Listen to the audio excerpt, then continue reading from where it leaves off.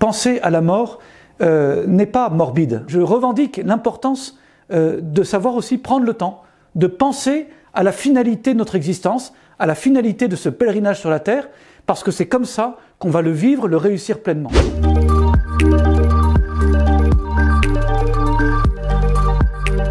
J'étais très marqué par la mort il y a 1 an et demi de Romain, un des 13 soldats français qui sont morts au Mali. C'est un garçon que je connaissais assez bien, que je suivais un peu. Quand j'ai eu ses parents au téléphone, la première chose que j'ai pu leur dire, c'était de leur dire que Romain, je crois profondément, était prêt. Ça veut dire quoi? Ça ne veut pas dire qu'il voulait mourir, loin de là. Ça veut dire simplement que son cœur était prêt à voir Dieu, je le crois profondément, parce que c'est ce que Romain va dévoiler lui-même, en fait, dans une lettre qu'il a laissée à ses parents. Il avait donné une lettre à ses amis, si jamais il se passait quelque chose. Il était dans des forces spéciales, donc il savait qu'il faisait un métier dangereux. Et en fait, dans cette lettre que ses parents ont trouvée après sa mort, Romain écrit « Je suis parti heureux, à ma place, conscient que cela pouvait arriver ». Eh bien, Romain confirmait en fait ce que je pressentais, il était prêt. Il n'y a pas de plus belle définition pour moi. Être prêt, c'est être heureux, à sa place, conscient qu'on peut avoir à donner sa vie.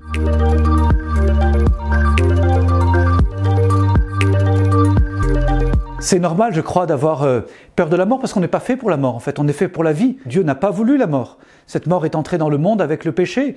Mais il y a quelque chose en nous qui résiste à l'idée de la mort.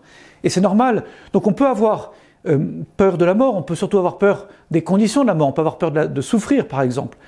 Est-ce que pour autant, on a peur de ce qu'il y a après la mort? J'espère que non. Comme disait Sainte Thérèse d'Enfant Jésus, c'est l'entrée dans la vie. Oui, j'ai peur de souffrir, je ne me sens pas très courageux. Mais par contre, en fait, j'ai hâte de voir Dieu, ça oui. Je veux voir Dieu, on le chante régulièrement. Au fond, je sais qu'un grand amour nous attend. Et puis des retrouvailles en plus. Les retrouvailles avec tous ceux qui nous ont précédés, tous ceux qu'on a aimés, dont l'absence ici-bas nous est douloureuse, mais qui nous attendent. Il y aura des belles retrouvailles. Et ça, j'attends ça avec impatience.